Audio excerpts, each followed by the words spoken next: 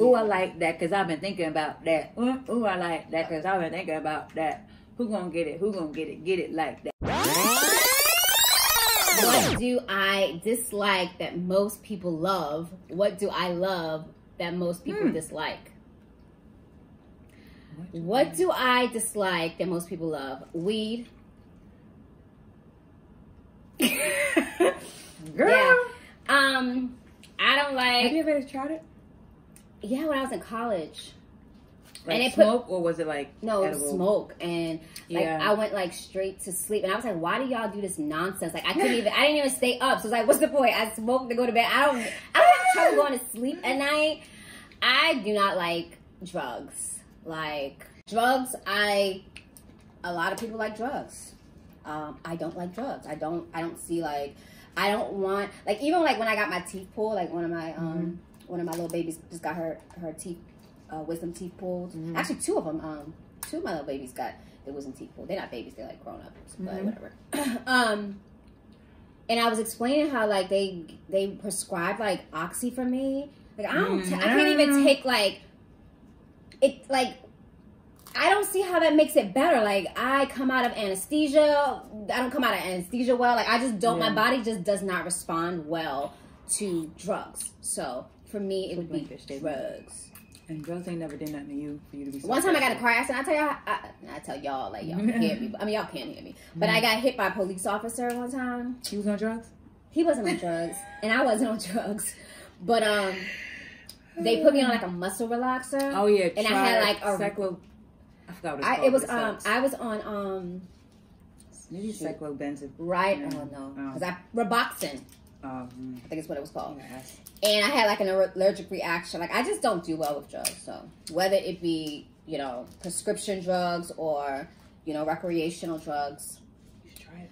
Yeah, I'm good. Try it. And the other part was, what do I love that most people dislike? I don't know. Maybe Brussel sprouts. But you know what? Everyone's eating Brussel sprouts now. Yeah, like everybody's on Brussel sprouts. Let's just take a quick You know, I think that as a people, we really need to apologize to Brussels sprouts. We really do. Because for years, especially us millennials, we were socialized to hate Brussels sprouts. I don't like asparagus. But most of us didn't even actually have it. Yeah. Television and children's shows, ew, Brussels sprouts. That's because their mamas was boiling them and not seasoning them. So Brussels sprouts all this time had to endure all of that hate. Can you imagine the self-esteem of a Brussels sprout? You know, like all the time. And then I don't know how or who, but somebody probably some chef made it go viral. Maybe baked that joint. No, roasted with some vinaigrette, air fryer. And yeah, not everybody understands the amazingness, but for years we were deprived of vegetable. My God, it's very. And I don't even eat a lot of vegetables. And that's one that I like. It's like broccoli and cabbage had a baby. And it was a Brussels sprout. Do you want to answer the question? Number, I don't know, down. What do I dislike? That most people love. I'm not that picky. I'm not seriously picky eater. I think of food automatically. Oh, you know what I dislike? What? The concept of pets. Cats, dogs, birds. You right about that. Yeah. I don't like no cats. I don't like no reggae, because I know reggae gonna watch this. I don't like no reggae. Well, what is reggae? Reggae. Not reggae music. No, I love reggae music. I'm gonna be like, turn this camera off. You gotta get the hell up out of my house. I don't like cats. I think cats are creepy, demonic, scary, weird. Dogs are too much work. I might as well just have a baby if I'm gonna have a dog. Fish are disgusting. I don't want to clean that tank. No, go ahead. I'm like, fish are disgusting. I think they're beautiful. They're beautiful to look at if I have nothing. I love going to aquariums. That's fine. But have a fish tank. Like my parents had like a freaking like 100-gallon tank or some crap in the house.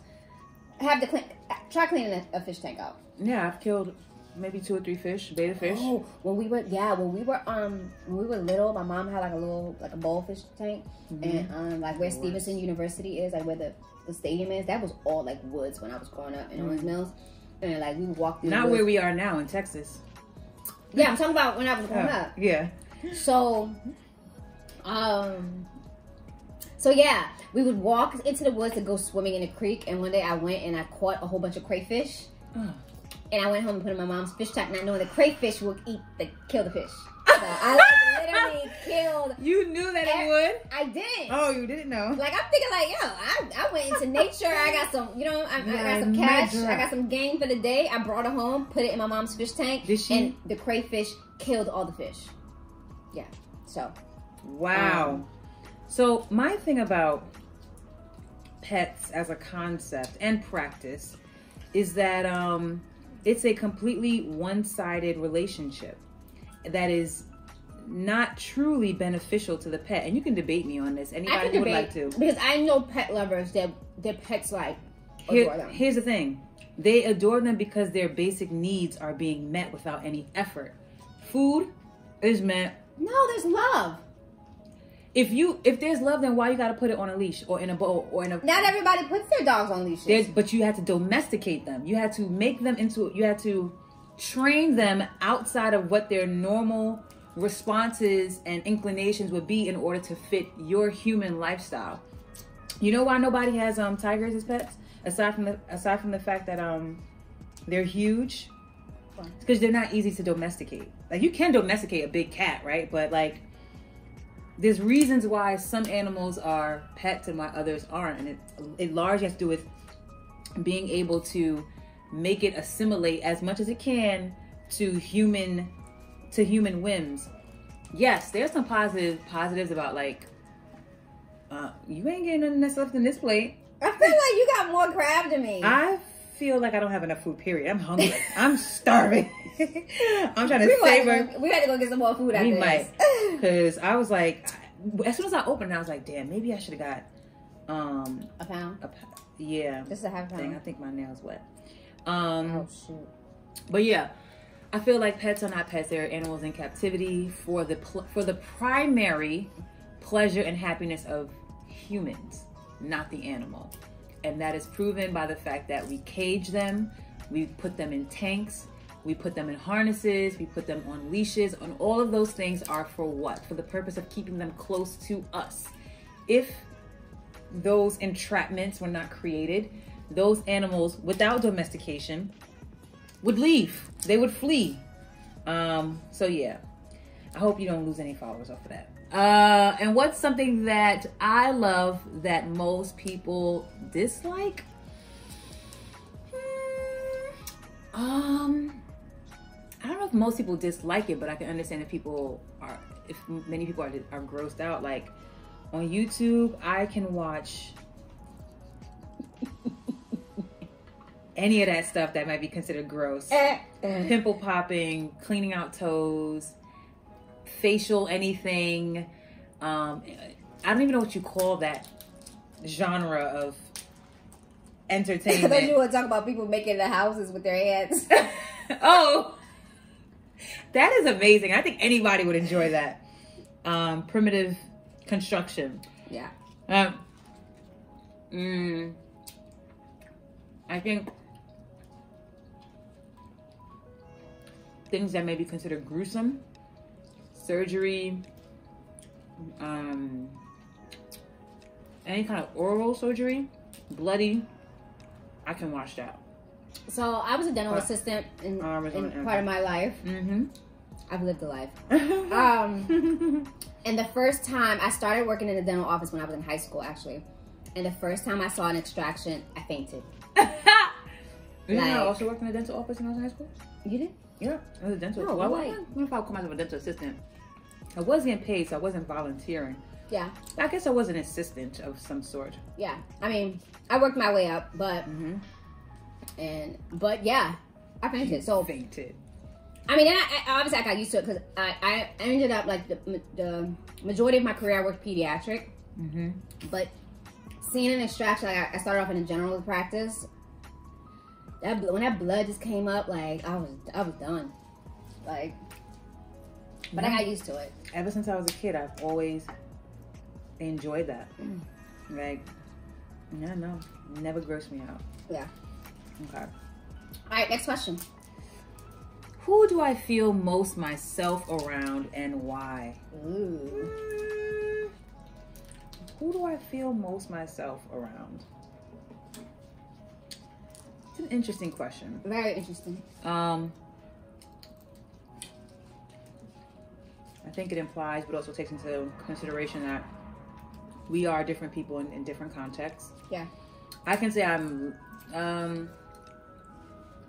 feel like I'm relatively consistent around all groups of people. My students. Not me. My family. I mean, there's certain things that I would not share or discuss given the context of the people, right? Like I wouldn't. Okay, let's switch it because like I don't think we're uncomfortable with people in general, but let's say like being like you can like truly deeply be your, like in front of your students you can't, you're in a professional setting, you can't completely be yourself. Like, so who in this life, in this world, can you like no holds bar, no wig on, no eyelashes, no brows? I'm talking about myself. Nothing. Just like bare, and I can say and do and fart and whatever I want to do and not feel a certain kind of way. I can talk about my deepest, darkest, and like something like that. Because it shouldn't be that many people in the world that you do all that with. That I'm not, basically, I don't feel any kind of like embarrassment, judgment. Like you could just literally be free. First person that actually comes to mind, funny enough, is my ex. Hey ex. That's so annoying.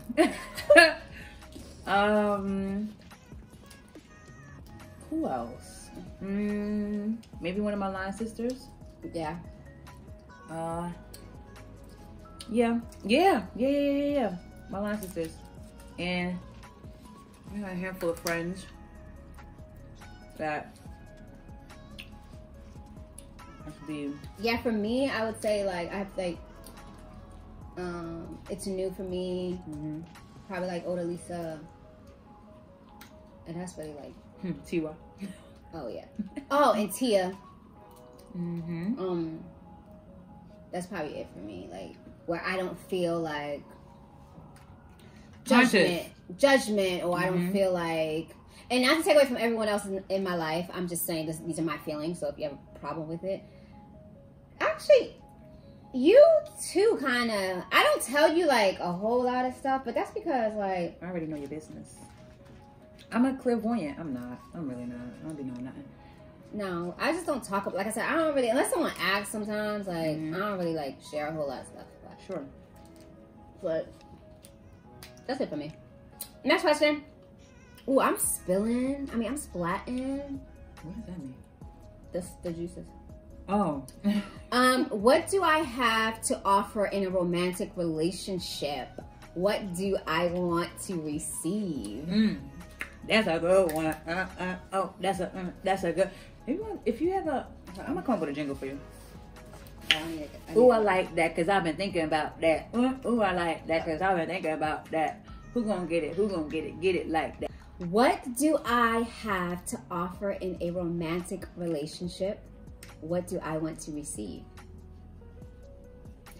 What do I have to offer? I'm loyal. Yeah, I kind of said it earlier, but I'll go in a little bit more detail. Like, I'm loyal as hell. Like I feel like having me in your corner, like I said, once I love you, once I care about you, like I'm a ride. Like I'm, you know how everyone's like, I'm ride or die. Like most people really aren't. Like definitely not dying for nobody. I'm the kind of person, like, even like with my friendships, like I have certain people in my life that they know, like they won't tell me what someone did to them, or they won't tell me like certain situations because they know I'm gonna go all the way off. Like, so like I think that's definitely like what, like one of the greatest things I have to offer besides, you know, love and affection. And I'm gonna do the first part and then we'll do the second part. Yeah. I think for me, in a romantic relationship, I bring balance. Success. Finally. Right? Maybe. I bring emotional balance, but also like partnership in the sense there's no competing. There is, okay, so what do you want to get out of this? How do I add to that? Okay, what do you feel like there's a surplus of between the two of us? Okay, I'll dial it back. I'm able to, I feel like, observe us both and find my place. I would say cheers, but that might be cheers. That might be a little. Yeah. So I think balance. And also too, peace. Yeah. I think when you are with me, besides laughing, we gonna chill. Like, we gonna relax. We gonna have a good time. Like, we gonna sit down. We just gonna chill. We gonna eat good. My knees hurt. We gonna travel. Yeah. We gonna relax. You gonna watch Housewives with her. You ain't gonna watch TV with me. I really don't even turn my TV, like, I don't turn my TV on often. You can watch football too. Yeah, we can do all of that. But like, peace and balance are the two things that you're definitely gonna get from me. Yeah. And the second part to that question is, what do I want to receive? All the love languages. And this, oh yes, all of them wrapped up in one. But if I just like flip that, like how you just said, like balance and peace and all that, I just want someone that's like truly a partner, like someone that just like, I'm not saying I'm incomplete, but just completes my situation, right? Like I feel like sometimes even when I talked about like career and insecurities and the things that I haven't done in life, it's like I always feel like if I had someone in my corner that was really there, like, yo, we're in this together, like whatever you need, however I can support your dream, not saying financially, but just like someone you could bounce ideas off of, and like they just get you, and like even if they don't get you, or just there like a soundboard, it's just like listening, motivate. Like I need someone that's gonna like push me, like someone like motivate me and say, yo, you got this, you can do this, like. So that's what I need. Like, I don't need money. I don't need things. I need, like, a person, a human, a friend, someone to, like, companionship. Like, someone to, like, just connect with. Provide the intangibles. So that's for me. I would say, what do I want to receive? I always think about protection in a very broad sense. Physical protection, sure, right? But like, where I be going? To my car, to work, here in Texas, and wherever else, like, fine, whatever. But I think protection in the sense of like emotional protection, right? Yeah. No, you cannot control how I'm feeling. I'm not asking for you to do that, but like, you're mindful of how we relate to each other, and you are conscious of what kind of things that you say, right? And how they may have an impact, or how they may land and how they may not. And you go out of your way to ensure that you're communicating in a way that's productive, that moves us both forward, as I would do as well. I think protection also means like, you protect me in my aspirational endeavors, right? Okay, so you want to do this, you want to pursue this thing. I'm coming up with a very interesting analogy or example of this, but you want to pursue this thing. Do you know what you need to do, right? Do you have all the things you need to have? Oh, maybe you should do this, maybe you should try that. Like someone who can lead in that way. An example that might rub people the wrong way, but I don't know if you all remember. Do you remember when, what's her name? Kim Kardashian got robbed in Paris? Yeah. Did you ever hear Kanye talking about that? No.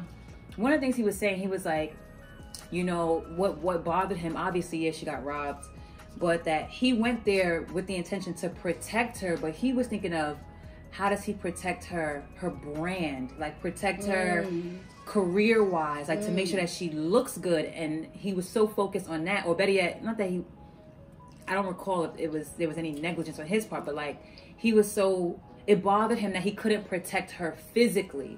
But the fact that he had, he rounded out protection to mean more than just physical. It's something that for me, like that speaks exactly what I'm talking about. Also, if you watch Housewives of Potomac, our Nigerian people, I mean, they Igbo, but it's fine. No, there's nothing wrong with them. I'm just saying, like, they're just not Yoruba. We're Yoruba. Just go ahead and edit that out if you need to. But Wendy, who is a doctor, she's a political commentator, she has a very serious profession, now has a desire to go into home goods and homemaking and those kinds of things. And her husband, who's an attorney, his support for her is like, okay, yeah, but let me make sure that you know what you're doing before you go and pursue this. And I think that that's a demonstration of love, right? Yeah. I think protection, especially coming from a man, the ways that he can demonstrate that he loves you is to provide, one, but also to protect you in a variance of ways. Yeah. The end. Thank you for coming to my TikTok. Next one. What am I wearing when I have... Wait. I'm not that kind of girl. What am I wearing when I have the best time? What do I always regret wearing? That's easy for me. What am I wearing when I have the best time? Can you go first? Sure. What am I wearing when I have the best time? A bathing suit. Duh. Yeah, that's a good one for you. I love to be in a bathing suit on a beach or at a pool. I love bathing suits. What do I always regret wearing? Heels. I have tons of heels, and y'all hardly ever see me in heels. They just hurt. I don't know what's up with my arches, like my feet, like it's not comfortable. I just can't do it, or I'll just do it to take a picture. Quick little walk, and then the Crocs, the Uggs, the slides, something's going on my feet that's comfortable. So that's it for me. Damn, I'm having a good time.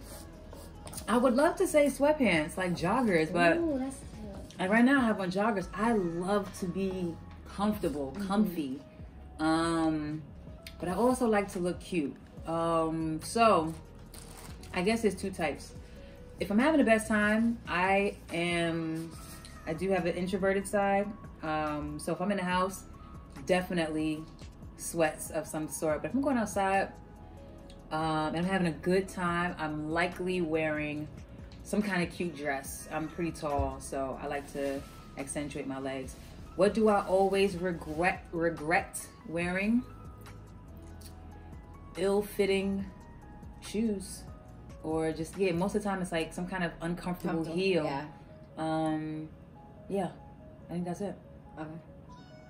All right, and the last question is... Pretty much down to our end. I'm done.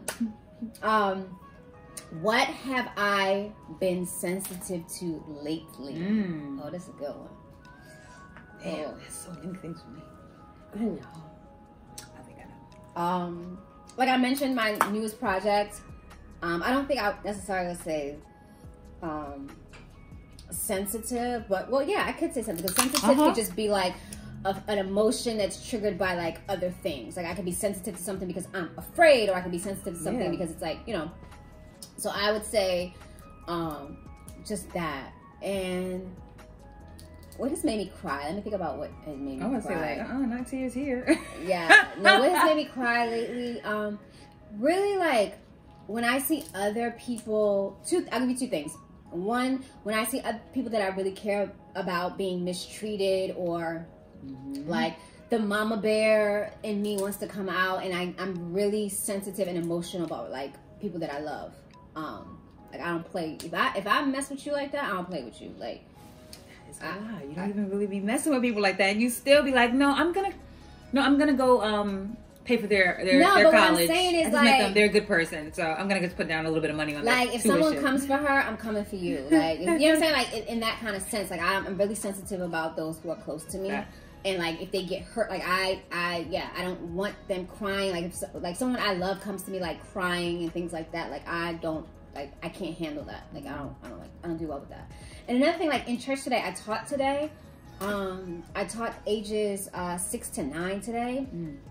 And in a part of my lesson, I put on like thunder and lightning storm. Like I found on YouTube. It was really cool because it was like some of this National Geographic stuff is like amazing how they catch but it was beautiful. But I put it on and we were like doing the Lord's Prayer, and I just I told them to close their eyes and just meditate. So I just had like the storm. Cause you know, a lot of kids are afraid of like thunder, lightning. It's very soothing to me, but I just want them to see that it's really not scary, right? So I had it on. I told them just to close their eyes and just like meditate, just think, just have a moment to just, you know, silence. And as they were doing that, I just started like praying like for them, like over them, and I'm just like praying, and the thunderstorm is in the background, and they just like, they're in it. And then I just said, okay, who wants to pray? And literally like the kids started raising their hand, and one by one they were going around and they were praying. And as they were praying, I just was crying. Like you could feel like, I know some people may not be Christians, but when there's a presence, like God is a spirit, like you can feel the presence.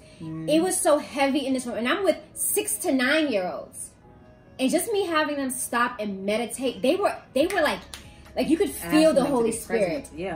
And they started praying, and their prayers were touching me. Like I was literally, I had a mask on the whole time, but I'm like crying, and someone asked me like, Auntie Abby, you crying? And I'm like, you know, it was so emotional because the prayers, they were praying for their parents. They were like, you know, because, you know, when I was praying over them, I was like telling them like, you know, there's children out there that sleep on the street. You have beds, you have this. I was asking them to thank God for like all the little things you have that we take for granted. There are kids who have cancer, they're in the hospital, like just so much that we should be thankful for that we're not. And then when they started opening their mouths, the things that they were saying, just, I was so emotional. Like it was beautiful though. Like it was really just powerful. Like sometimes just stopping, we don't stop to just pause. Like at all. Meditation is so deep. Like, it was so deep today. Like we're gonna have to do like a part 2 because yeah, but it was beautiful. But yeah, those are the things like I'm really sensitive when it comes to that, like connecting with God, like and things like that. Like because when I'm in the presence, like sometimes I can still be ratchet.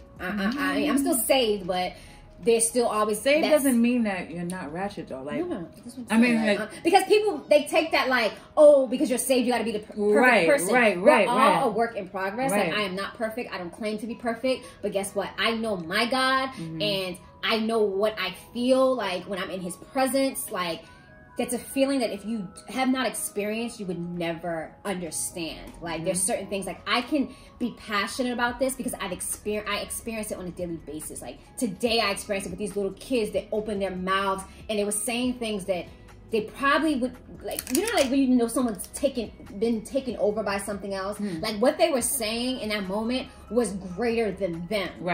Like, so that's how I knew it was something that wasn't just them. But this was kids 2 minutes. One of them, before that, was sleeping during my class, right in front of me. Like, you know what I'm saying? So, like, one was whining about getting, like, water or something. So, like, but then to make them pause and just be in this space, like, oh my God, it was amazing. To be present. Yeah, it was amazing. I think that lends itself to what I was going to say about, like, I'm and have been very sensitive about, like, very sensitive to what I allow in my consciousness, what kind of music I listen to, what kind of people and content I follow on Instagram.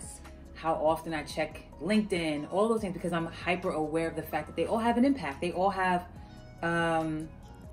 a cosmic response internally. And I don't want negativity in me. I don't want to feel it.